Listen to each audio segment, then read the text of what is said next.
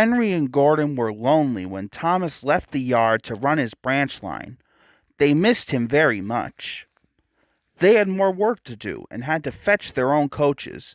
The big engines thought they were too important to fetch coaches.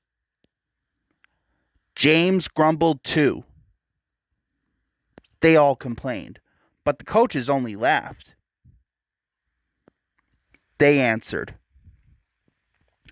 Altogether, the engines were causing Sir Topham Hatt a great deal of trouble.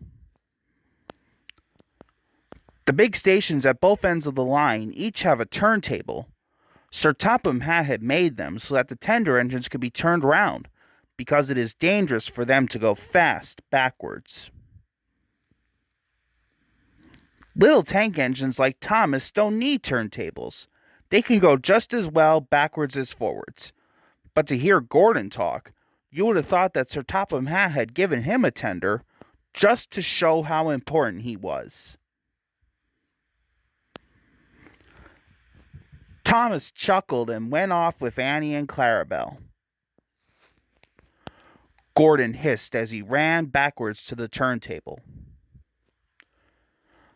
The turntable was in a windy place close to the sea, and if he was not on it just right, he put it out of balance and made it difficult to turn.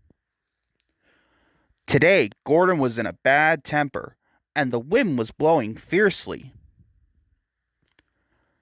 His driver tried to make him stop in the right place, but Gordon wasn't trying. The fireman tried to turn the handle, but Gordon's weight and the strong wind prevented him. They said at last, called some boys. Called Thomas. Gordon said nothing. Even James laughed when he saw him. Hissed Gordon.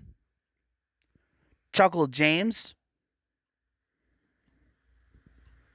Thought James. He stopped on just the right place to balance the table. It could now swing easily. Gordon arrived in time to see everything. James turned much too easily. The wind puffed him round like a top. He couldn't stop. Said Gordon. Poor James, feeling quite giddy, rolled off to the shed without a word.